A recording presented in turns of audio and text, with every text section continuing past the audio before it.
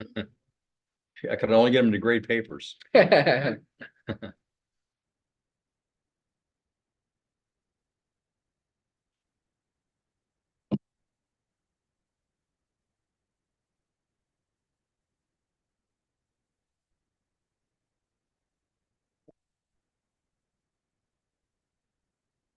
What district did you teach in?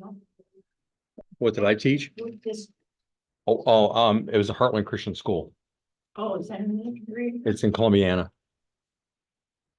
Yep, started in 97.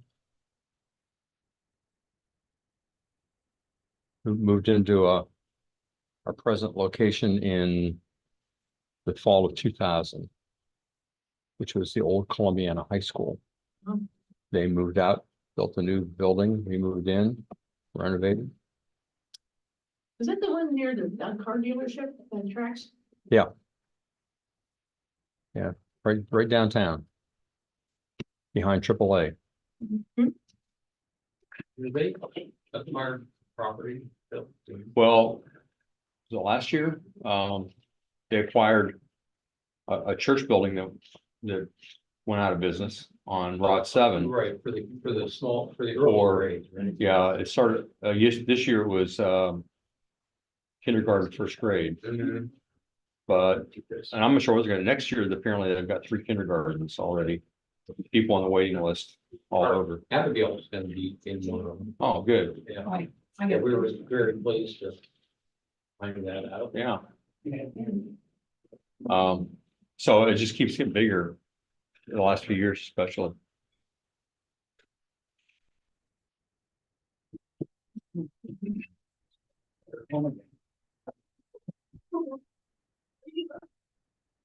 Okay, let's get started here. Those that are watching, or if somebody is accessing this later on YouTube, they're going to wonder if they're in the right place, because we haven't been talking about the subject matter. But here we are, Renaissance times. By my calculations, it should be the last time that we're in Renaissance times. So if you've missed any of it, you can go back on the church's YouTube channel and find the ones that you've missed. Holy Village Baptist Church YouTube channel. By the way, I should mention too that discovering his story on yctv.org, Youngstown Christian Television, is covering the same material that I have here. But I'm adding a lot more. I'm finding that as I'm going over the material again in preparation for presenting it on YCTV, that there are things that I thought, oh, I didn't include something here, or I don't really have a good transition here, and I'm spending a lot of hours before I go into record, firming up what's there, finding new slides and so on. So even if you were here a couple of years ago when we started out, I think you would find it refreshing to be reminded of some of the things that we talked about as we're relating Bible to history. And you'll also find some additional information that we did not cover previous. For example, this comes to my mind, when we talked here about the Exodus, and a lot of information that we gave out concerning the Exodus from Egypt. But as I was going through that, actually after I was already through it and discovering his story, I was doing some other reading and research, and found very surprisingly an outside of the Bible source, Egyptian source, that also talked about the plagues. I didn't know that before. And it's quite unusual, because normally kings, nations don't put down negative stuff about their empire. And so the fact that this Egyptian historian would have recorded this. Now, there's a lot of controversy over the dating of it and so on. But if it's not about the plagues of the Exodus, I'm not sure what in the world the guy would have been talking about, because it lines up, quite a few of the plagues are what he mentions. And so, you put two and two together, and sometimes it actually adds up to four if you're not biased against it. Okay, so anyway, there's a long plug to reaccess, if you would, yctv.org, and watch Discovering His Story there. All right, tonight, as I said, we're finishing up Renaissance Times. We were looking at the Renaissance sculptures last time, and there was one sculptor that we'd already talked about some as a painter, and I talked about his sculptures as well, but there's more information that I wanted to give you. And so we're going back to Michelangelo, or some say Michelangelo.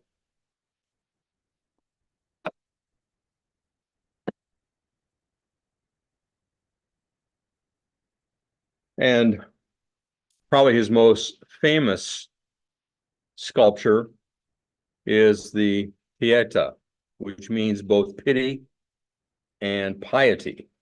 And it's used to describe works of art picturing the dead Christ held by his mother after the crucifixion. And of course, that's what this sculpture does. It shows Mary holding her son following the crucifixion. One thing to notice right away, as we've talked about balance and perspective and shapes, is that this sculpture forms a pyramid in its shape. Due to Michelangelo's desire to express the ideal over the real. So he's of that school that began to wanting to not just portray things realistically, but also idealistically. So the figures that he portrays, he wants to portray as being the best of people. And so in order to do that, there are some contradictions in this sculpture. So if you look at it, you'll see that even though Christ has been scourged and crucified, he appears with no disfigurements, but he's a model of physical perfection. So you don't see the wounds and so on. But, he's supposed to be dead, but he seems full of life by the way that his body is portrayed. And if we look even closer at Mary, she appears much too young to be the mother of one as old as Jesus. And perhaps this was to emphasize the purity of Mary, again, the ideal of who Mary is. Michelangelo, it is thought by some scholars anyway, that had two reasons for portraying her in this youthful way. One is that since all beauty comes from God and Mary is closely connected to the Holy Spirit, that Michelangelo wanted her to be portrayed as young and beautiful. And the other is that since the Virgin Mary was considered to be a moral and beautiful person on the inside, it was important to him that she reflected that beauty on the outside. And even though the figure of Christ is lifelike, it's kind of hard to tell from this, but if you look at it, kind of step back a little bit and mentally and look at it, think about it, Mary is larger than he is. It's estimated that if she were to stand, she would be 8 to 9 feet tall.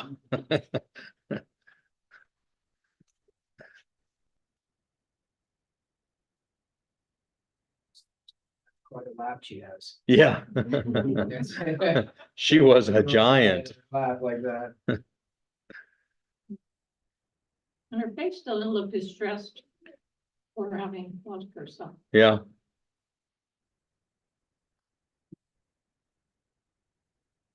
Could you have been going on to portray like the mother holding a child? Since it's your child, maybe that was his thing. How you were saying he portrayed her as being young. Yeah. Maybe he did the same thing with that. Where he put, Yeah. And maybe even the look on her face is how you'd be looking at your child. Yeah, but Yeah. the side difference too, where mother's gonna be bigger Yeah. than the child. Yeah. Yeah. So, That's very perceptive, Dan.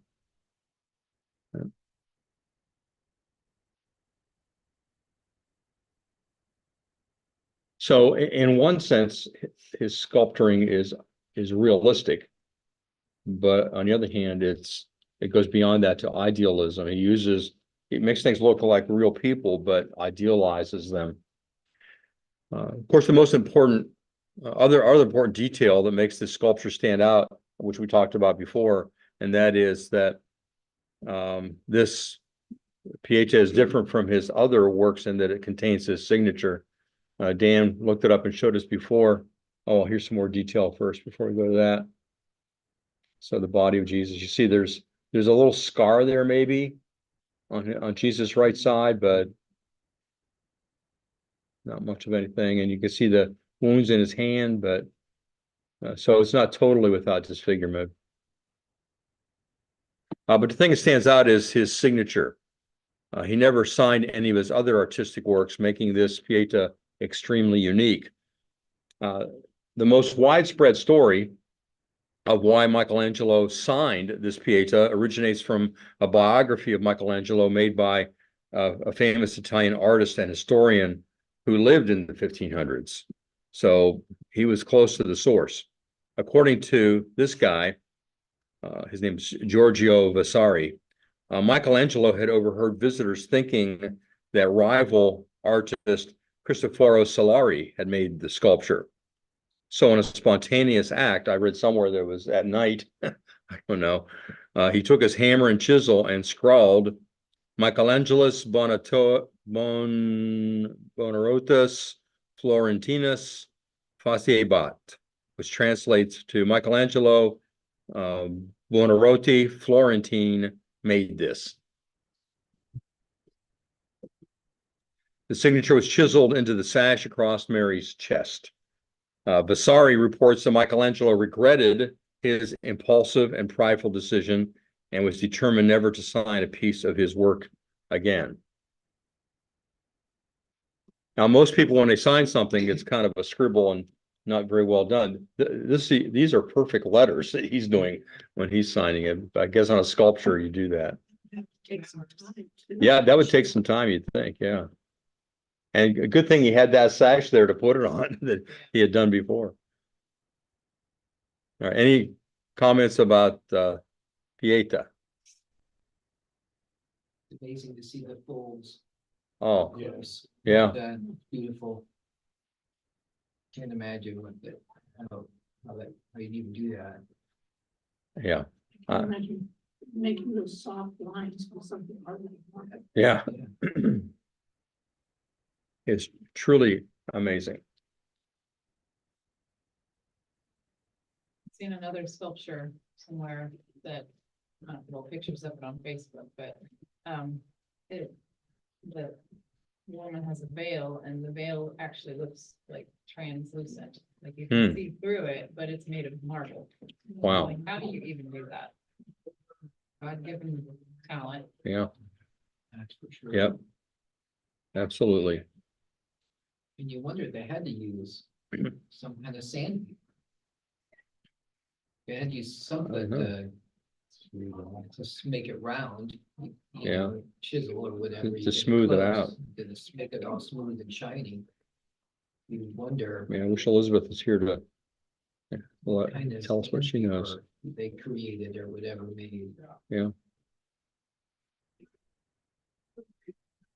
Truly amazing stuff. All right, what's the other sculpture that he's known for? Do you know? You've seen it. Yeah. David, 18-foot tall embodiment of a perfect specimen of young man who had carved from a flawed marble block cast off by another sculptor. So this is one of a couple of well-known, at least Old Testament figures that Michelangelo sculpted.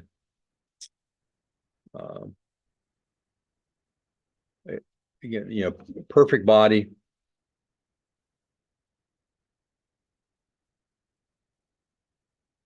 Now, it's one thing, I'm amazed that when they're able to paint a hand that looks that good, but to do it in marble and with all the spaces in between everything. I mean, that means you're knocking out chunks of marble and still not messing up the figure you've got there. And each knuckle is very defined. Yeah, Mhm. on the veins. Amazing. No, I don't have a close-up to get that close, and I don't want to, but I read somewhere that one mistake in this is that David is not circumcised. So I don't know. I'm not gonna look closely to see. The other sculpture is Moses. You've probably seen pictures of this as well. Now, there's something that you might notice on Moses that might be a surprise. Horns. Yeah, he's got horns. Why does Moses have horns? Well, it comes from the text of Exodus, chapter 34, verses 29 to 30 says this, and Moses came down from Mount Sinai with the 2 tablets of the covenant in his hands. He did not know that the skin of his face had become radiant while he spoke with the Lord. The word that's translated had become radiant in most of our translations is a Hebrew word that can either mean radiant or shining. The word is karan, but it shares the same root. What chapter, Maxim? Exodus 34. But the root, and in Hebrew, you remember there are no vowels. You only have consonants. So it would be easy to misread a Hebrew word that has the same consonants but different vowels. Because there's another word, karen, same consonants. And that word means horns.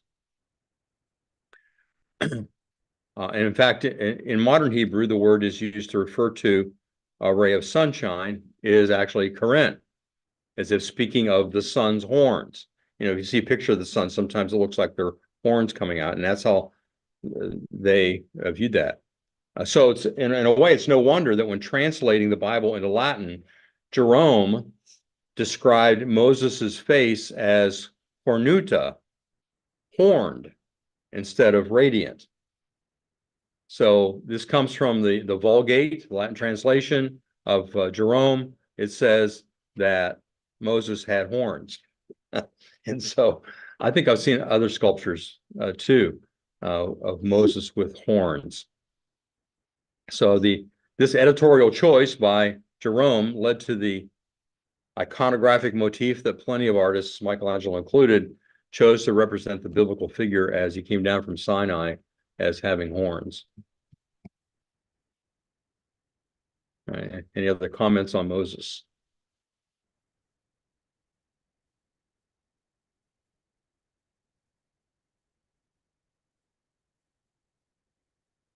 Lots of folds again.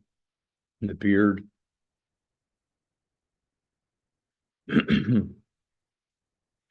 All right, in the area of sculpture and architecture, Michelangelo also designed the dome of St. Peter's Cathedral in Rome. At the age of 72, Michelangelo was appointed by Pope Paul III to oversee the construction of the new St. Peter's Basilica in Rome, a project that would occupy him for most of the rest of his life and had to be actually finished by others. He made modifications to a previous architect's design and capped it off with a design for a dome that is today famous around the world.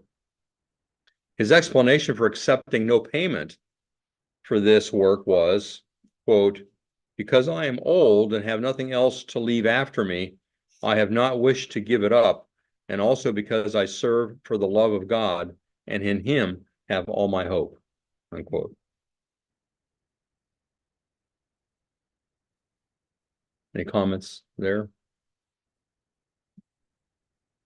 I would like to have information about all the figures around the dome, but I didn't take time to look into that. Bill, in your travels, have you gone to Rome and been there? No, we wanted to go to Italy this past year, but we got on the waiting list. We signed up too late.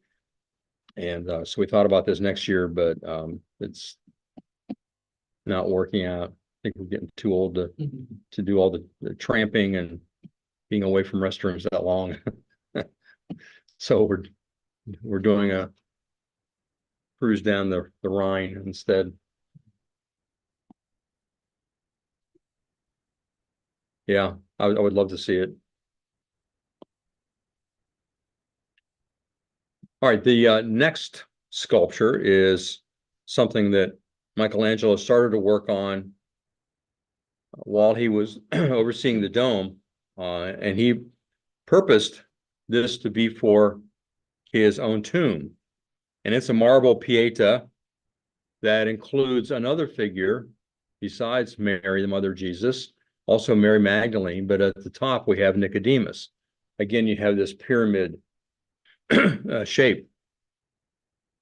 Nicodemus is supporting both Jesus and his mother, Mary. This is called the Florence Pieta.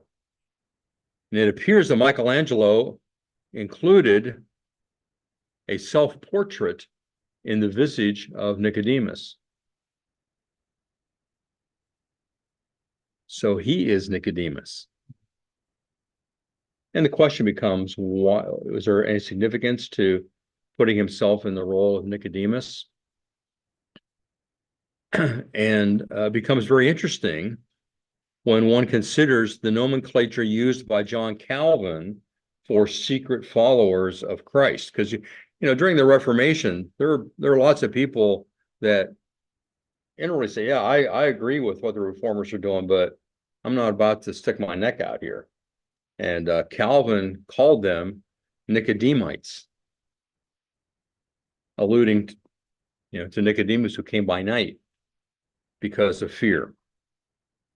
It may be that Michelangelo viewed himself as just such a person, as Michelangelo's belief in salvation by faith also closely followed Christ's teaching to Nicodemus about faith and eternal life in John 3.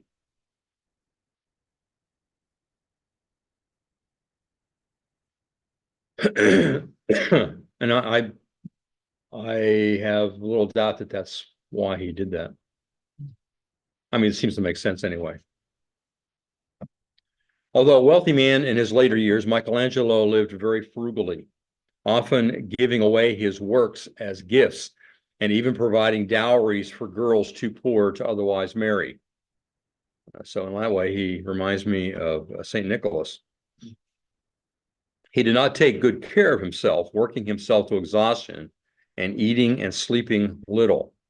Someone has said sometimes he rose in the middle of the night to work, wearing a paper hat with a candle in the middle of it so he could see while keeping his hands free. He often wore his boots for months at a time,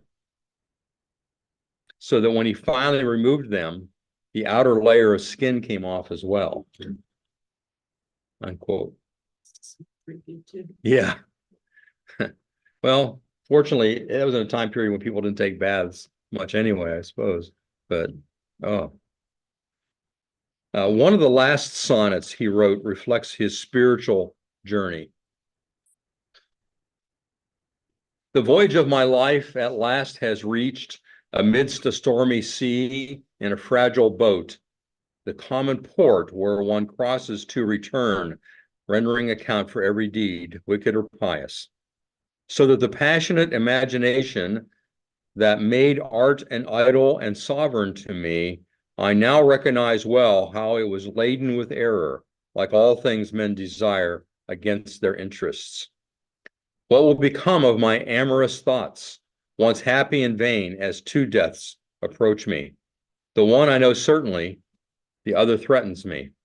Neither painting nor sculpture now can calm the soul turned toward that divine love that opens his arms on the cross to take us in.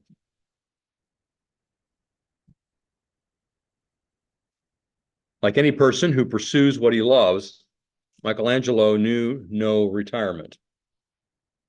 Hear, hear. But continued to work until physically unable to do so. Even though his strength had greatly subsided, he was still working on the Rodanini Pieta until just days before he died at the brink of turning 90. In the hour of his death, he desired his friends only to remember the death of Christ. So Michelangelo is one that I highly respect. I think because I'm not sure what point, but at some point, I think he came to know the Lord and put art in its proper place. All right, any other comments about Michelangelo or even this unfinished Pieta? In fact, I think I read that, you notice, you can't tell, I think the arm is broken here. I think he tried to kind of destroy it at one point. Wasn't happy with it. It's almost like you could tell that he's getting older because it's not like it's detailed. Yeah, I don't know what, or it just, something. well, you know, he was almost 90.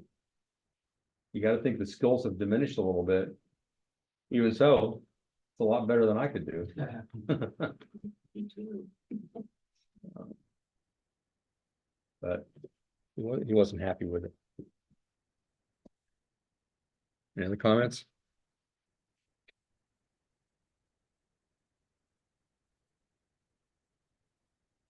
All right. Dan was asking about music a few weeks ago. I promised I would get to it, although I don't have much, I gotta tell you, but here's some characteristics of Renaissance music, some of which I've already mentioned. That is, remember, church music was sung a cappella. Those of you who are not musical, that means without instruments. Churches use Gregorian chant, which we have played and talked about.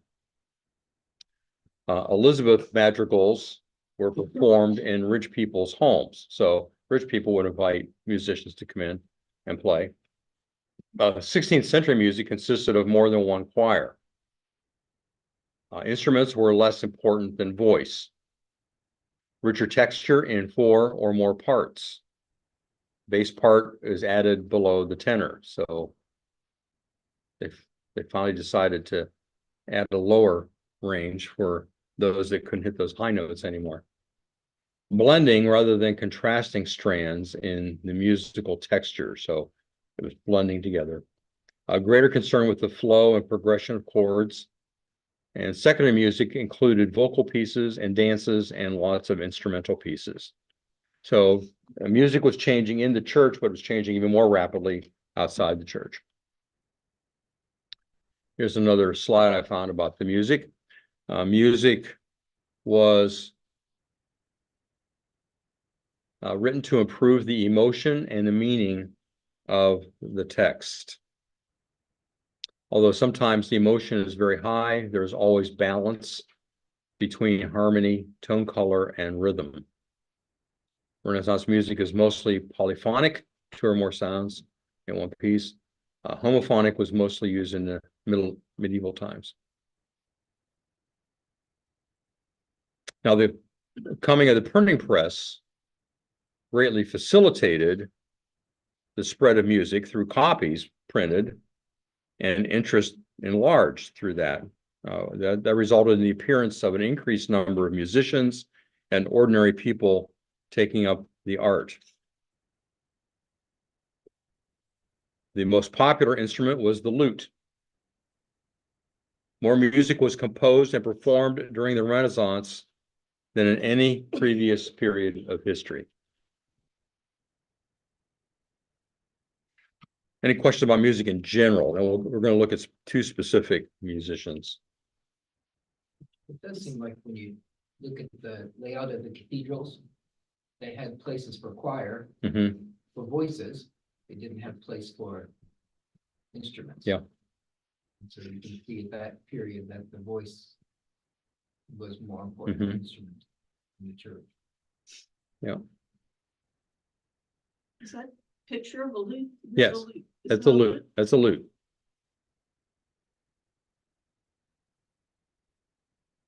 Even now, like you see like the Queen's funeral or the wedding, and they have the choir lofts that are there. On both Both sides. sides, you got, but there's no there's no place for that.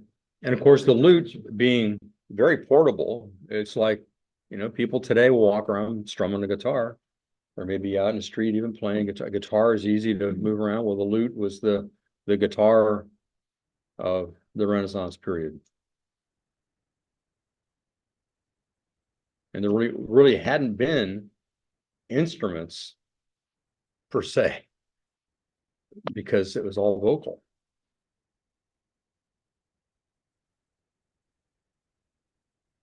So you think about, I don't know if you ever watched any movies of like Robin Hood and things like that. You got the troubadours walking around playing the guitar and singing songs, singing stories in song, ballads.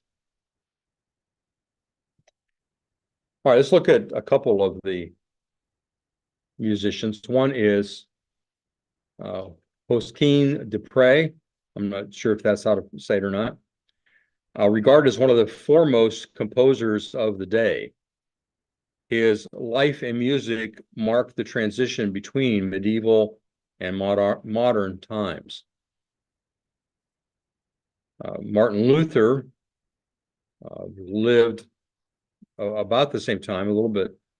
He covers the latter part of des Prez' life, and he said of him, he is the master of notes. They do as he bids. As for the other composers, they have to do as the notes will. Composing both sacred and secular, he is best remembered for his masses, music sung during the mass service, hymns, and more than 100 motets, which are unaccompanied Latin songs that combined different melodies and words with a plain song melody. Less serious were his chansons, which are lighthearted songs that set secular lyric poems to music. In the latter part of his life, des Prez served as the court composer for his good friend, King Louis XII of France. On one occasion, when Louis forgot to fulfill a promise that he made to Josquin, the composer devised an unusual way to remind the king. At the next church service, the choir sang a newly composed motet about those who break their promises. And here's an example of his music.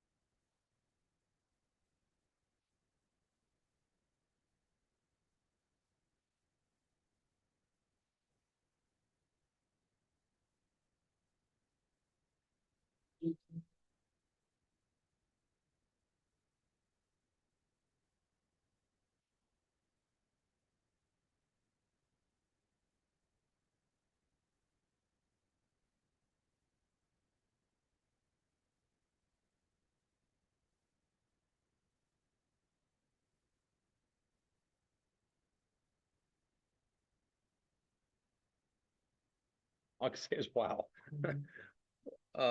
You could hear, I think, a little bit of Gregorian chant, but then It's like a It- beautiful. it had more depth. It Yeah. had different things going on at the same time. Tom, you're a musician. What would be your comments on this? It was unbelievable. That something like that takes so much time and practice. For everyone to be singing the right note. And whoever was singing the low part, that sounded more like some kind of an instrument than it did a human voice. Mm-hmm. It really did.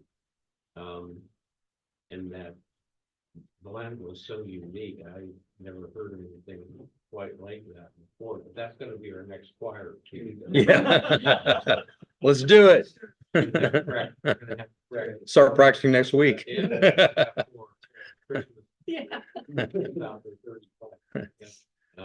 That. It was mesmerizing. Yeah, I think of Gregorian chant as I don't know the musical terms for what I'm trying to express, but it's kind of the same.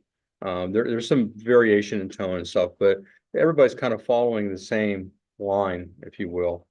But this guy has, the soprano, the bass, all these different things happening, not just at the same time. He has them doing different things at different times. And to think that that came out of just hearing a chant, and he came to this. Kind of interesting that they only had one female voice in there and then three male. Well, probably at the time he composed, it would be all male, Oh, okay. right? I'm not sure. I would think. Um, There would be a guy that would sing that high part. yeah, yeah. There are tenors that sound like girls when they sing up for sure. Yeah. You got the Bee Gees. Frankie Valley. I was just listening to some gospel quartet music this afternoon. And it was a tenor that I'd never heard before. He sang with that J.D. Sumter in the quartet, that ultra little bass singer.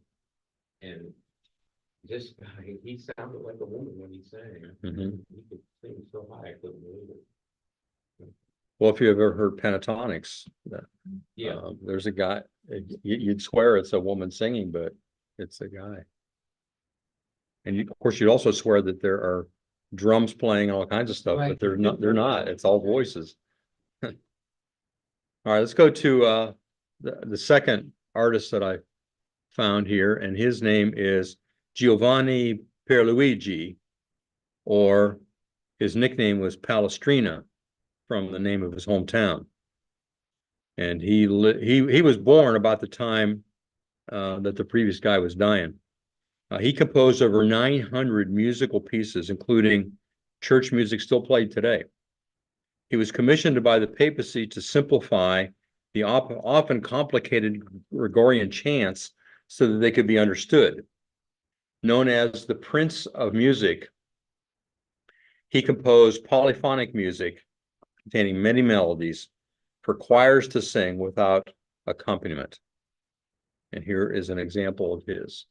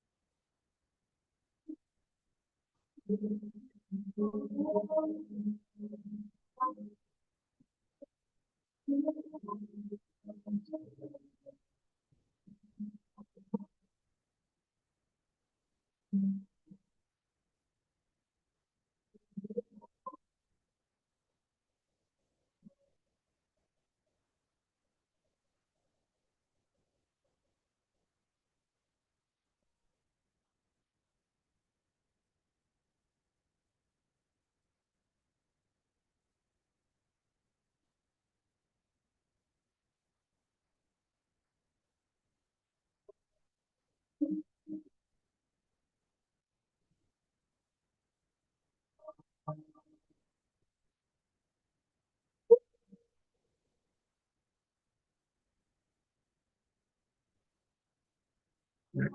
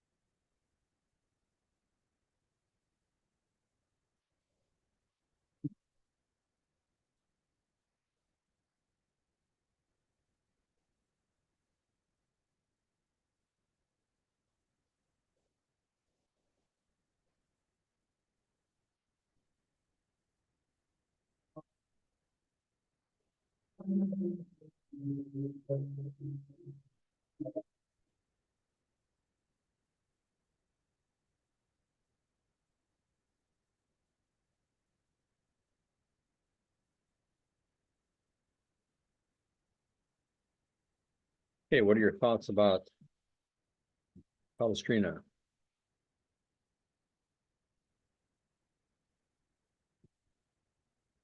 There's some good music.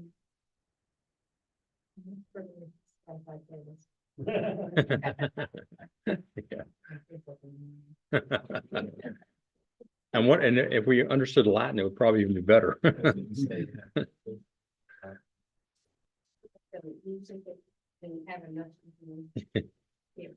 Yeah, that and the Hallelujah chorus, which we can't understand. Gregorian style kind of recorded instrumental music. That's a good question. I think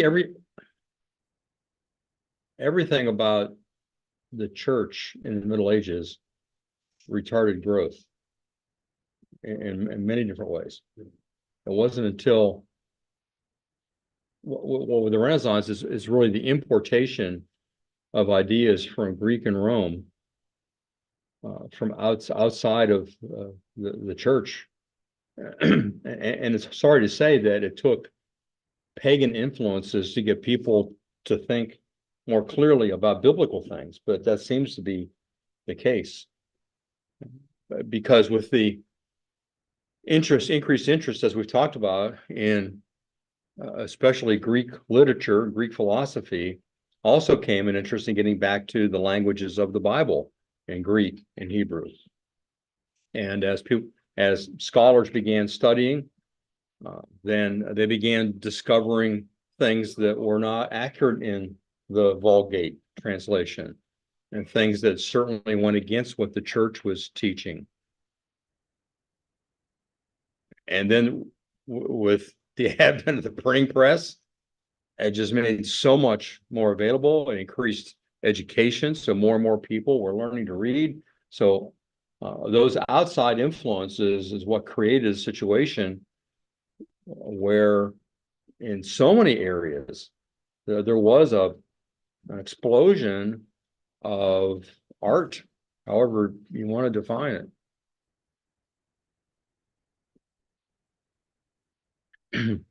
That's an insightful question.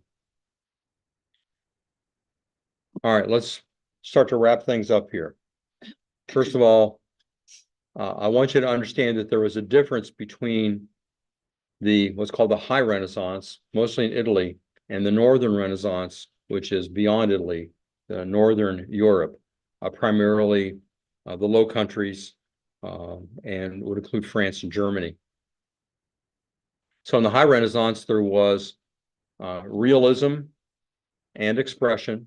There was the linear perspective that we've looked at so many times. There was the influence of the Rome and Greece. So making things, whether it's painting or sculpture, look like what they saw in Rome and Greece. It reminds me of when they started up the Olympics in 1894, I believe it was, modern Olympics, and they patterned it after the the statues they saw of the Olympics in Greece. That's all they knew to do. There's the emphasis on individualism, geometric arrangement that we've seen over and over again, light and shadowing, which was not there in medieval painting, softening edges, and it's religious in a sense. I'd have to have a footnote of that even though it was religious, a lot of it was pagan religious, in that they were painting and sculpting, especially painting figures from mythology, and sometimes overlapping that with Christian figures. In the Northern Renaissance, it was realistic, very detailed, as you remember looking at some of those painters. There was a lot of symbolism. Things were not just painted to paint a portrait, although there was that, but there was symbolism involved. The undealized figures. So these figures were not like Michelangelo's ideal David and Mary. In the Northern Renaissance, they're too thin or too pale, but they're not ideal. And then printmaking, the use of woodcuts, as we saw, especially with Dürer and many others as well, but he's the best. It was a common way to produce images. All right, any comments about the characteristics of the two? And I would say too that the Northern Renaissance was, because it's a little bit later than High Renaissance, and because of its location, is more heavily influenced by Reformation thinking. Even if the Reformation hadn't happened yet, it's being influenced by biblical thinking. And I think that affects the subject matter. It affects how things are painted. You don't see the emphasis on nudity as much as you do in the High Renaissance. Now, and I'm not saying that the High Renaissance painters were pornographic at all. They're discovering that the way to really paint or sculpt someone is to understand how the body is made and to get the body details right. And then if you put clothes on it, it's going to look right. So there was it's kind of a cutting ground or cutting edge of the beginning of it. But anyway, any other comments or thoughts on two parts of the Renaissance?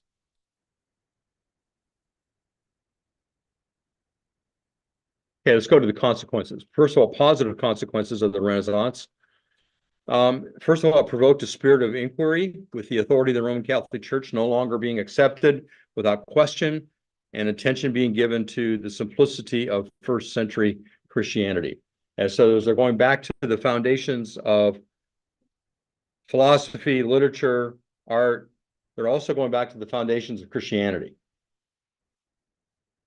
This resulted in a revived interest, as I've said, in the languages of the Bible and in the study of the Bible itself. And printing press has so much to do with that. Gutenberg has so much to do with aspects of the Renaissance, but particularly the Reformation. With the development of movable type printing, which inexpensively, I'm sorry, I'm ahead of myself. There was revived interest in the literature and languages of antiquity, where many Christian sources were recovered along with the Greek and Roman classics. This resulted in a revived interest in the languages of the Bible, the study Bible itself. Okay, my eye went down a line too quickly. And so it developed movable type printing, which inexpensively and broadly dispersed all kinds of written material, especially the ideas of reformers of the church. And what happened to Wittenberg, as we'll see, was a piece of paper that was intended to be purely for local scholars to debate suddenly became spread all through Germany because of the printing press. Caused education to be more widely available so that even common people could read what was being printed. That's huge. The Renaissance stressed the importance of the individual, thus restoring the proper emphasis on individual responsibility. So because until this time, throughout the Middle Ages, you as an individual didn't mean anything. You're only part of a group. You're part of those on your manor. You're part of those in the kingdom. You're part of the whole church. But as an individual, you don't really amount to anything. The Renaissance stressed the individual responsibility, the obligation each man has to God and to his fellow man. And so out of the Renaissance, we come to an ideal man and woman, what's called a Renaissance man. He was well educated, smart, he can dance, write poetry, play music. Of course, the ultimate Renaissance man was probably Da Vinci. And there was the civic duty to use wealth to beautify the surroundings in the city-state. The ideal woman should have the same qualities as men, but should not seek fame or political power. Renaissance women were better educated, but had fewer rights than medieval women. They used the knowledge to run their household, but they could read. And we'll find later on that there are some women who are reading, who pass on what they're reading to their husbands and influence their husbands toward Reformation. All right, any comments about the positive consequences?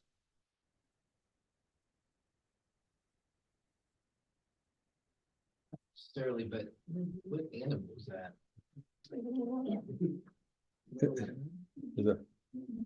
Yeah, it must be. Yeah. Kind of looks like a possum, but it can't. It must Must be a lamb. Yeah. I think it's funny how the top of her dress is aligned with the background. I would think that'd be a good idea, but okay, negative consequences. The main one probably is that moral restraints were weakened. Happens when you have freedom, when you have liberty. The moral restraints the Catholic Church imposed on people, although many in the church itself, the hierarchy of the church didn't follow the morality. They were immoral, but helped to weaken moral restraints due to its secular emphasis, making the need for reform more readily apparent. The humanists who sought to imitate the best of the classical world often also embraced the evils of the classical world. Louis Spitz, scholar of Renaissance and Reformation history, commented, "The revival of classical literature and art carried in it the danger of a revival of heathenism in religion and morality. The worship of classical forms led to the worship of classical ideas. Some humanists and artists combined culture with Christian faith and devoted their genius to the cause of truth and virtue, but the majority silently or openly sacrificed to the gods of Greece and Rome rather than to the God of the Bible. The dazzling glory of classical antiquity obscured the humble beauty of Christianity."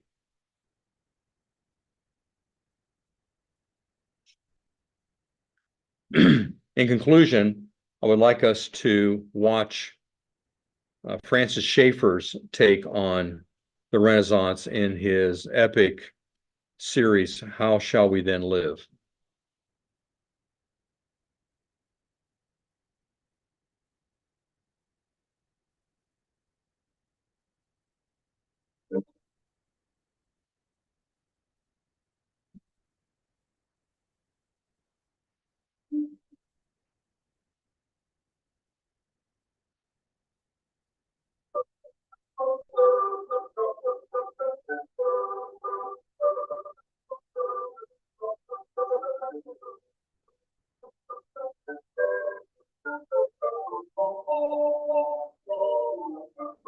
Now we come to the Renaissance. One of the great periods of the history of man. And as far as its art works are concerned, it's one of mankind's glories. Anyone who could walk through museums and not be overwhelmed with beauty of the work of its art, with many, many different details, really is a friend for man indeed. And yet at the same time, we have to keep in mind that in the flow of the thought of man, it opens the door for humanist man in a new way, carries this further and throws the doors wide open that for all those problems, that brings us right up into the period of modern men.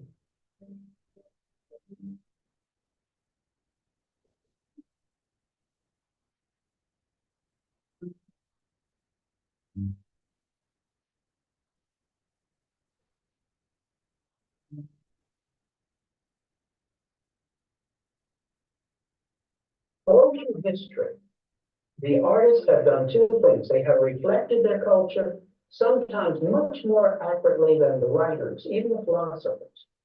And secondly, often they provide the way for the next step of that's coming in culture. So sometimes they're a prophet, but always they're exhibiting that which is the culture of that day. The change that came with the Renaissance can clearly be observed in art.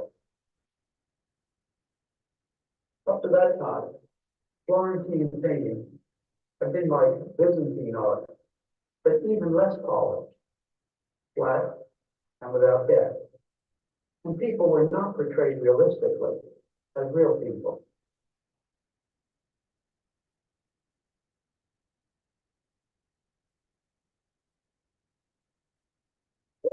Giotto, and with him, radical change. He was commissioned to paint the Last Testament. And in it, he did a realistic portrait of his patron, Enrico Urbini, a man who paid for the work. Nature was given its proper place. Proper, because nature is important as God made the world, and proper in the sense that nature is portrayed as a real use. On the other hand, his people are much too large for the scale of the world around them. Look at this bridge. How could this man fit into this observation platform, or aim a bow and arrow out of this window?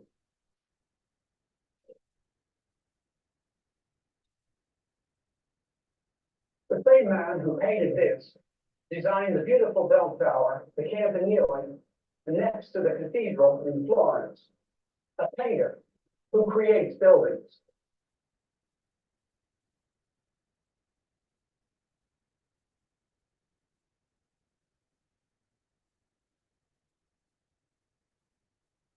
We now come to a great breakthrough in Renaissance art. Masaccio, a friend of Brunelleschi, used real live faces in his work, which gave a lifelike quality to it, which was unique in his day.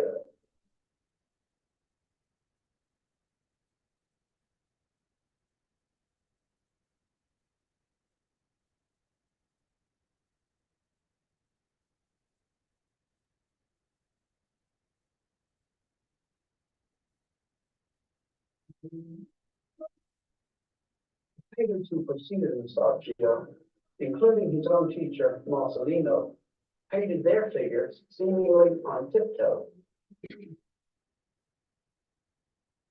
Masaccio had the feet of his people planted firmly on the ground.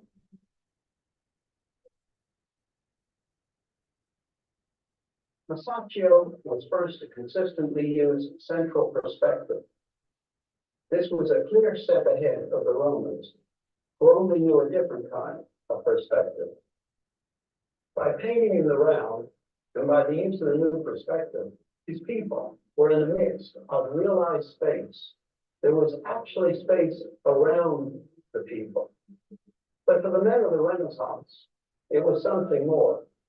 It placed man in the center of that space, a space subordinated to the mathematical principles that came out from the mind of man. In Northern Europe, Jean Van Eyck wrestled with the same problems in art. We're in St. Bavo Cathedral in Ghent, in Belgium. The rich, the poor, all classes, components, the people from all kinds of backgrounds are coming to Christ. The artist appreciated and understood the biblical emphasis on Christ. He painted Christ as the Lamb of God, upright and alive upon the altar, symbolizing that he died as a substitute, a sacrifice, but that he is not now dead. According to Jesus' own words, I am the living one who became dead, and behold, I am alive forevermore. Amen.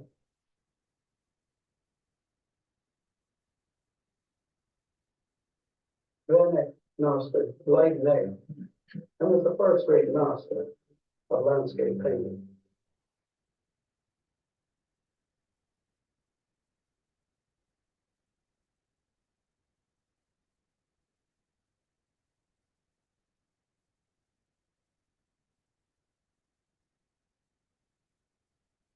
There are two portraits of nature. Nature has a proper place in the world which God has made. The writers wrote the way the painters painted. Dante, in whose house I entered Florence, was an early and ideal example of this. His work was genius at its highest level. And the good master, studying that train, said, "Look there at that great soul that approaches, and seems to shed no tears for all his pain. What kingliness moves with him even in hell? It is Jason, who by courage and good advice made off with a Colchian ram." He made more room for nature, but following the influence of Thomas Aquinas, he mixed the Christian and the classical world. In his Divine Comedy, the greatest sinners were Judas, who betrayed Jesus, and Brutus and Cassius, who betrayed Caesar. In his own life, the problem of individual things versus meaning and values was clearly demonstrated. He loved Beatrice, whom he actually only saw a couple of times in his life, and held up their love as the romantic ideal. Seeing her face that is so fair to see, love shed such perfect sweetness over me. But he married quite a different woman who never had any place in his poetry. Her business was to rear his children and to cook. Although the writers of the time understood that sensual love required the spiritual, if it was to be more than merely a physical response of a passing moment, yet nevertheless they allowed these two to be divided into two parts: the physical love and the idealized spiritual love. For Dante and the other writers of his time, they had two views of love. One, the idealized spiritual love directed toward a disembodied phantom, and the other, a dray horse of a woman who kept a man's house and shared his bed. This produced not beauty, but ugliness. Dome of Florence. Brunelleschi designed the dome.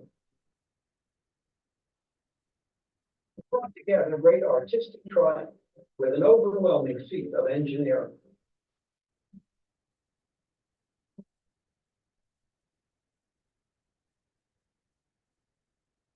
What is especially overwhelming is that Brunelleschi was trained not as an architect, but as a goldsmith. This building, the Foundling Hospital, which you are now looking at, was also designed by Brunelleschi and was the first Renaissance building.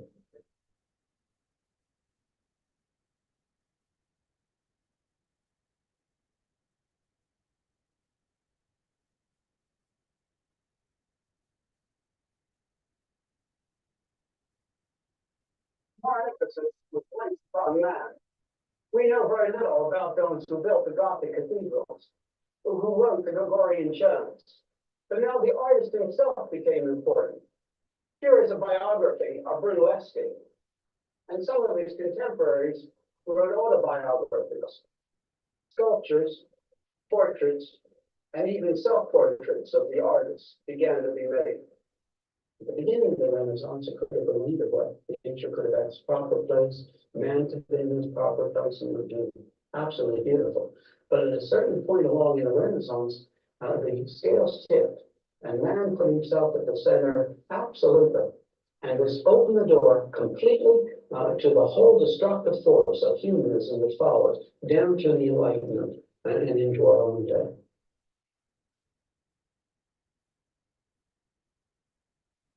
Music was another large and important area in the time of the Renaissance.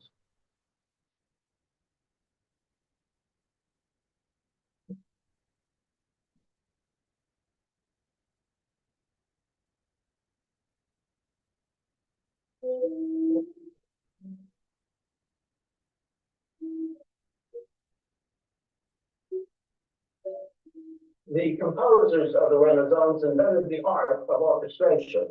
Not only did each instrument play a different voice, but a different melody line.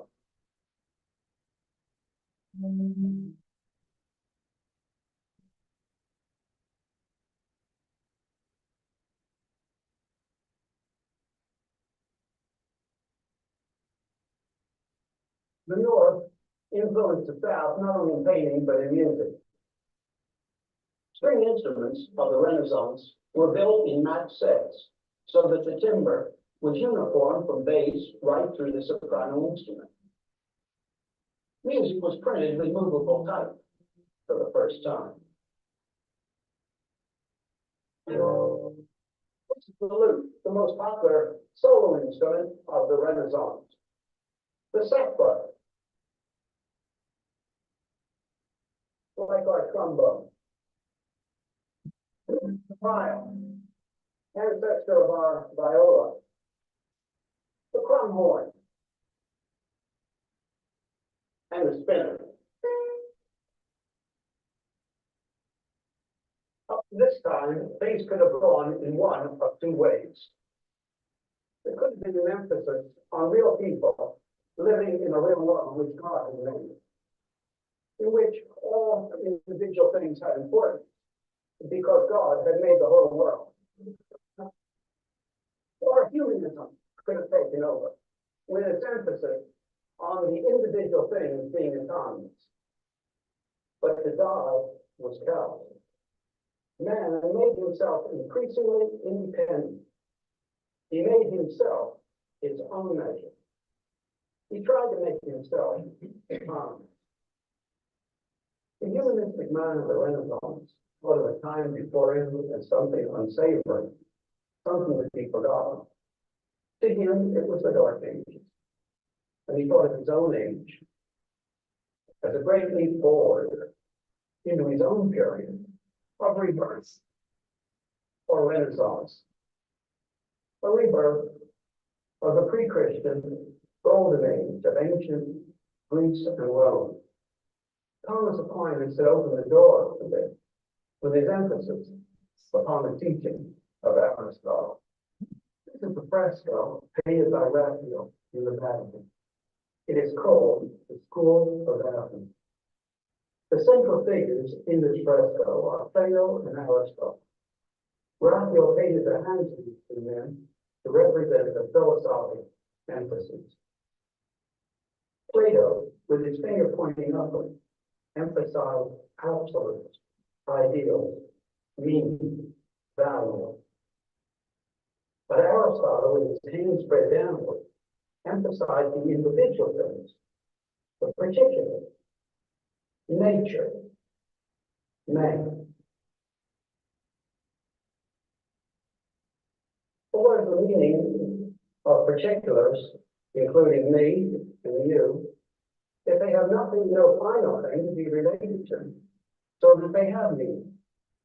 And how do we know concerning our individual acts, whether they're right or wrong, if there is no absolute to give a certainty?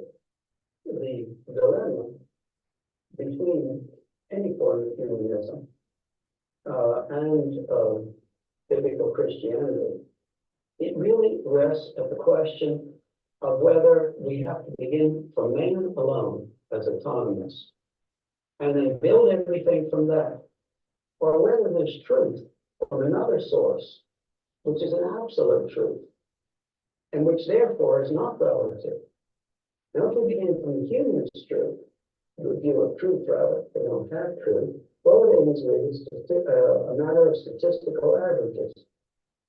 And then it leads to the place where humanism is brought into our own generation. Here is one example of this dilemma. Fouquet's Red Virgin. Fouquet's model was Agnes Sorel, who was the mistress of Charles VII, King of France. Was this the Madonna about to feed her baby? No. It might have had the title The Red Virgin, but those who looked at the painting at that time knew who the woman was. She was the king's mistress. Prior to this, Mary was considered high and cold. Even earlier, she was thought of as so different from normal people that she was painted merely as a symbol. Painting Mary as a real person was an advance over the earlier paintings, because the Bible tells us that Mary was a real girl and the baby Jesus was a real baby. This was the good side. Nature was given its proper place. On the other hand, the king's mistress could now be painted as Mary, and meaning was being destroyed. At first, it might seem that only religious values were being threatened, but gradually the threat spread to all of knowledge and all of life. All meaning for all the individual things, the particulars, was removed. The individual things were made independent, autonomous, with nothing ultimately to relate them to give them meaning. And now in the Academy in Florence, in a room given to Michelangelo's work.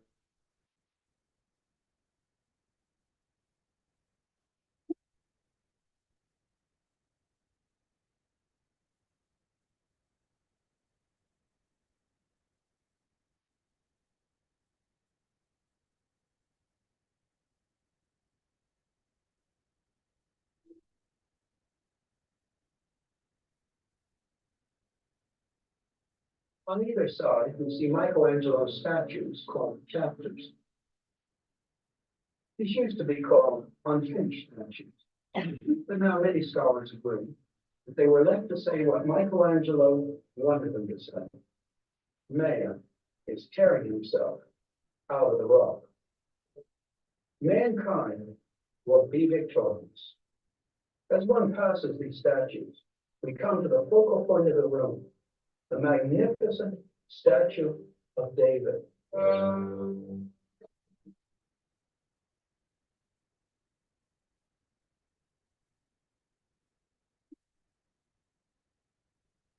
Of a flawed piece of marble, Michelangelo, with all his genius, carved his David. A piece of art with few equals in the world.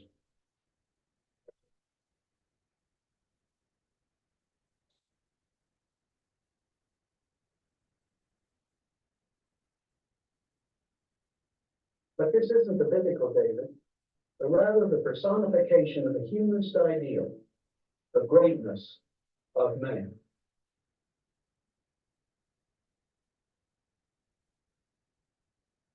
Toward the end of his life, there were signs that Michelangelo saw that humanism was not enough. There was and there is no man like David.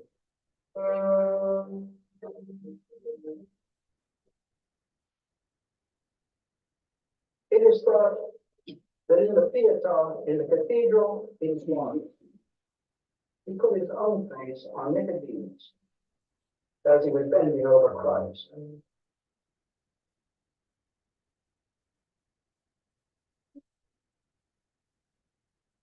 Humanistic pride seems lessened, if not absent.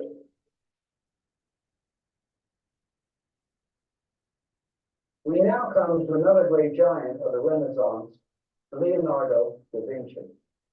He was the first modern mathematician, and he was a chemist, physicist, musician, architect, anatomist, botanist, mechanical engineer, and artist.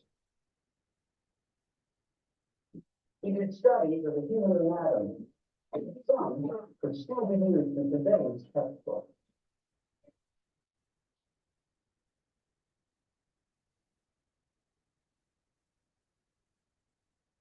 He was the embodiment of the true Renaissance man. He could do almost everything and do it well.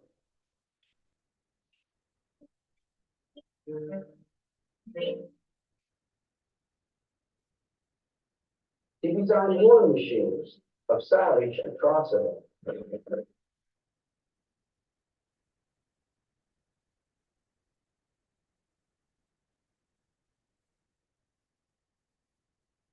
He designed the ball bearing.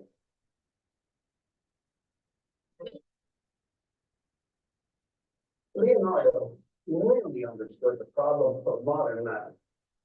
In his genius, he anticipated where humanism would end. He understood the humanistic man, beginning only with individual things, that is, the particulars, had no unity by which to give them meaning.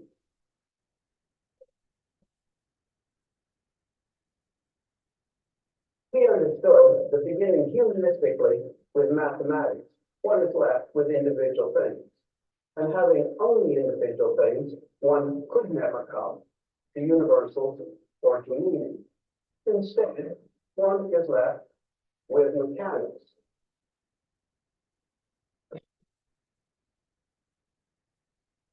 And in this, he saw ahead to our own day, where even man is viewed as a machine.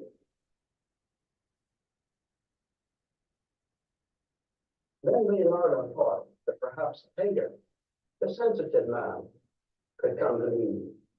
So he tried and tried to portray the soul. This is not a soul in the Christian sense. Rather, he was trying to capture visually the universals from the particulars he observed. He failed. We're back to Raphael's School of Athens. Aquinas' teaching led to mankind to be independent, autonomous, and this led to Renaissance humanism. Leonardo, in all his brilliance, felt the problem and struggled to find the universal.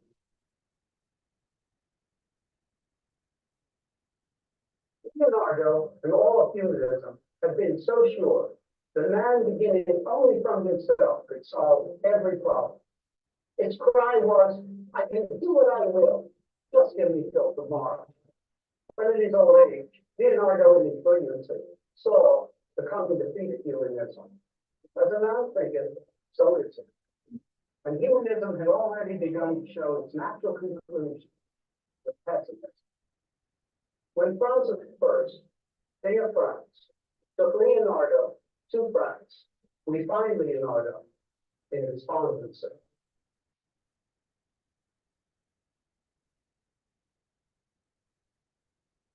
Anybody who doesn't feel the beauty of the Renaissance as he walks through Florence, I feel it's a poor man.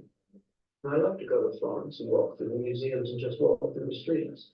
But on the other hand, one who only sees the beauty and glory of the Renaissance, in which man was increasingly making himself autonomous. If you don't feel the uniqueness of this, you also don't understand the Renaissance. Humanism invariably ends in despair. If you begin with that which is found, no matter how far you project it, you can never come to an end. Never. In the light of the humanist dilemma, there's only one real solution: to turn to this book as truth. Turn to the Bible, not just as an abstract religious thing, but it's truth. It doesn't change. It speaks to the culture of that particular day. It's never old-fashioned. It speaks to the most current topics, and yet it is always rooted in the same thing: the existence of this infinite personal God, His having spoken, and then, of course, for man's personal need in the death of Christ for him.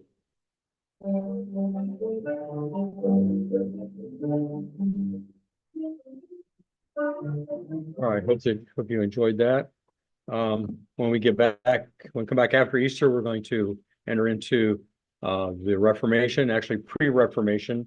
There'll be a number of people that we'll look at that come prior to that. So any final comments? I know I've kept you over a little bit. Yeah. The last picture, those sculptures that have no arms, what was the purpose of that? The ones, you talking about Michelangelo did? I'm not saying anybody in particular, but like that last. Well, sometimes statues, They just have this much of an arm. yeah, sometimes they just break off.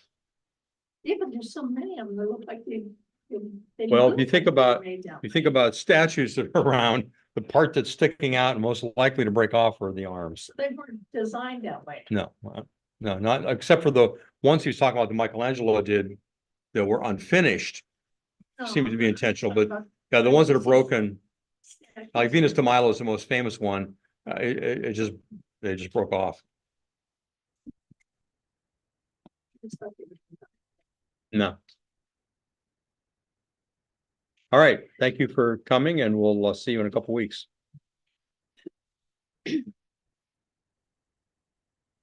We are having Sunday school next week, right? Yes. That's the plan. Right, the reservation.